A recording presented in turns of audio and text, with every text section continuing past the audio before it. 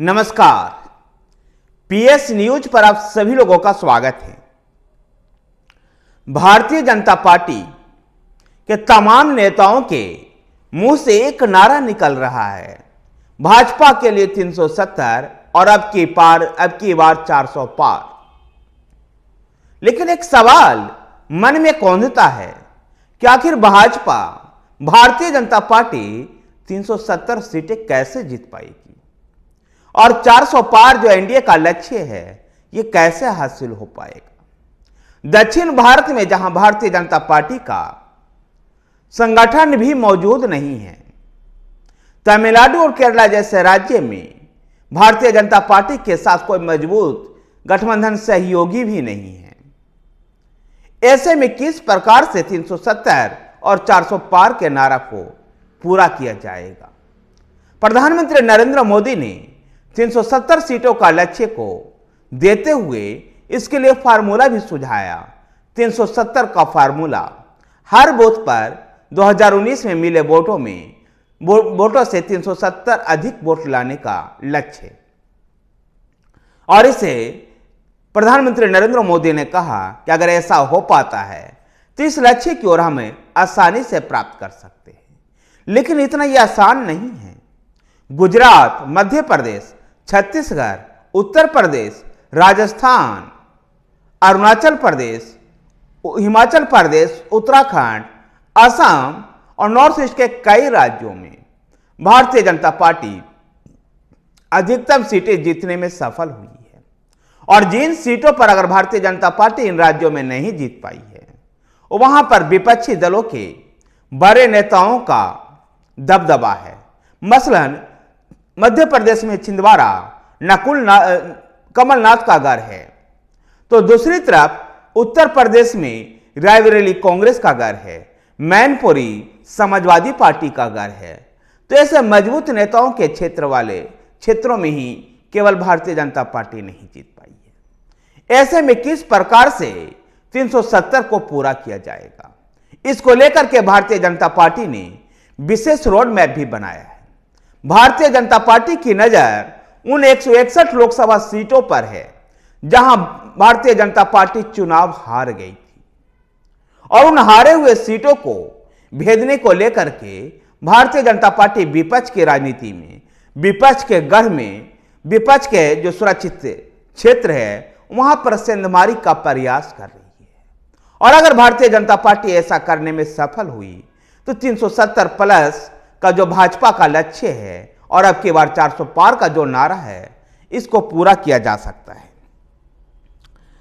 Bharatiya Janata party के राष्ट्रीय अध्यक्ष जेपी नड्डा ने इसको लेकर के बताया कि 2019 से लेकर के अब तक भारतीय जनता पार्टी के तमाम केंद्रीय मंत्रियों ने, पदाधिकारियों ने और उस क्षेत्र में संगठन के लोगों ने लगातार उस क्षेत्र में काम किया है। केंद्रीय मंत्रियों ने जहां लगभग 430 प्रवास इन 161 लोकसभा क्षेत्रों में किया है, ताकि इन 161 लोकसभा क्षेत्रों को चुनाव परिणाम को बदला जा सके। और अगर ऐसा चुनाव परिणाम बदल पाया, इनमें से अगर आधी सीटों पर भी चुनाव परिणाम बदल पाएगी अगर भारतीय जनता पार्टी, तो निश्चित रूप से भारतीय जनता पार्टी अब की बार 400 पार के लक्ष्य को पूरा कर सकती है। और ऐसा भारतीय जनता पार्टी को विश्वास इसलिए भी है कि प्रधानमंत्री बनने के बाद लगातार प्रधानमंत्री नरेंद्र मोदी की लोकप्रियता में इजाफा हो रहा है। तो दूसरी तरफ जो भारतीय जनता पार्टी के नेतृत्व में जो 2014 में केंद्र में सरकार आई थी, उसका परिणाम अब धरातल पर दिखाई देने लगा है। जिन नीतियों को केंद्र की सरकार ने, नरेंद्र मोदी की सरकार ने 2014 से अपनाया,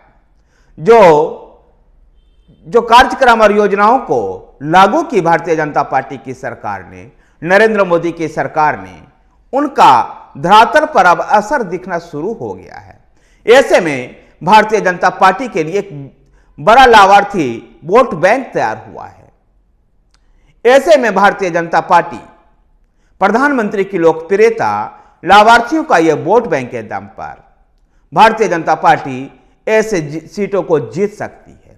जहां तक दक्षिण भारत की बात है, तो दक्षिण भारत में भी जिस प्रकार से राजनीति दिखाई दे रही है कि आंध्र प्रदेश में टीडीपी और जनसेना के साथ भारतीय जनता पार्टी चुनाव मैदान में उतरने जा रही है, जिसका फायदा भारतीय जनता पार्टी को मिल सकता है।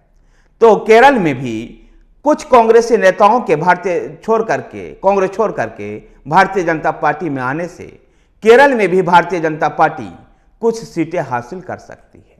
अगर बात तमिलनाडु की करें तो तमिलनाडु के 2019 के लोकसभा चुनाव के बाद ही प्रधानमंत्री नरेंद्र मोदी ने तमिल काशी समागम और सौराष्ट्र तमिल समागम के माध्यम से तमिल संस्कृति को प्रचार प्रसार करने का जो प्रयास किया, नए संसद भवन के उद्घाटन के समय में संगोला को जिस प्रकार से प्रतिस्थापित किया गया, इन सब से तमिल संस्कृति को जो बढ़ावा मिला है, उसको देखते हुए तमिलनाडु में भी प्रधानमंत्री नरेंद्र मोदी को लेकर के एक नया क्रेज दिखाई दे रहा है।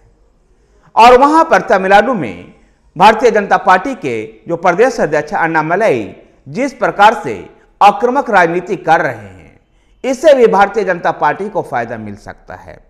कह सकते कि भारतीय जनता पार्टी अपनी हारी हुई 161 लोकसभा क्षेत्र में और दक्षिण भारत में कुछ सीटें जीत करके 370 प्लस के लक्ष्य को पाना चाहती है और ऐसा कर सकती है।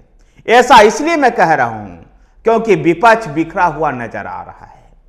विपक्ष में कोई नेता नहीं है, कोई नीति नहीं है, कोई नियत नहीं है।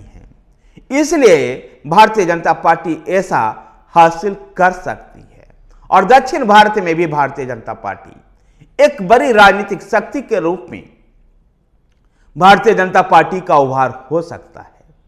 देखना दिलचस्प होगा कि आखिर भारतीय जनता पार्टी किस प्रकार से 370 प्लस के आंकड़े को छू पाती है और क्या हमें याद रखना होगा 1984 का राजीव गांधी के द्वारा 415 सीट का जीते हुए रिकॉर्ड को, क्या उस रिकॉर्ड को भी भारतीय जनता पार्टी एनडीए के गठबंधन के तहत ब्रेक कर सकती है।